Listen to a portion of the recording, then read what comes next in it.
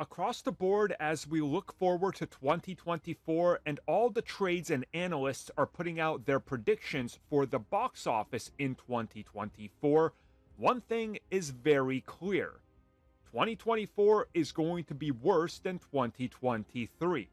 And one thing that many people are taking note of is a lot of mentions of Marvel Studios not being able to drive the box office, which just proves what we've been saying here for a decade.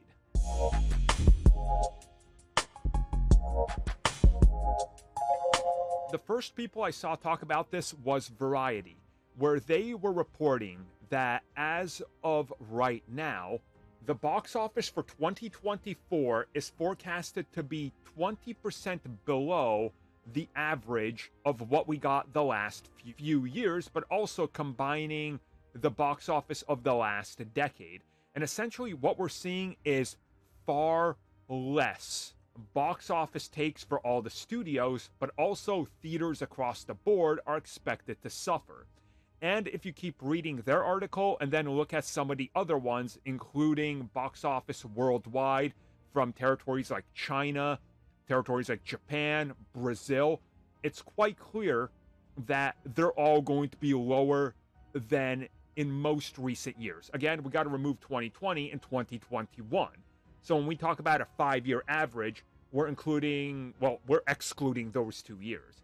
And what we're seeing here, as many people have attributed to, is the lack of the billion-dollar blockbuster.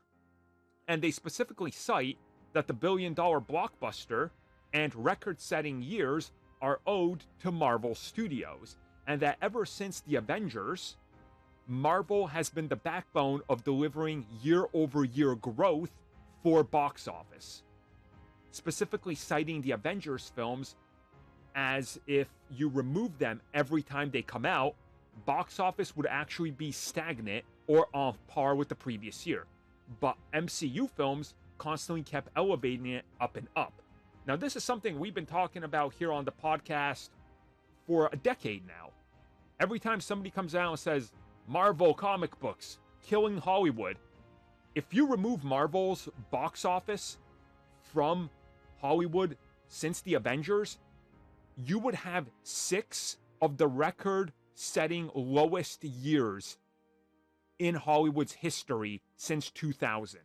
It is absolutely insane. So this is kind of interesting because you're looking at these predictions and a lot are saying, well, Deadpool's got to do good or this year is going to be even worse.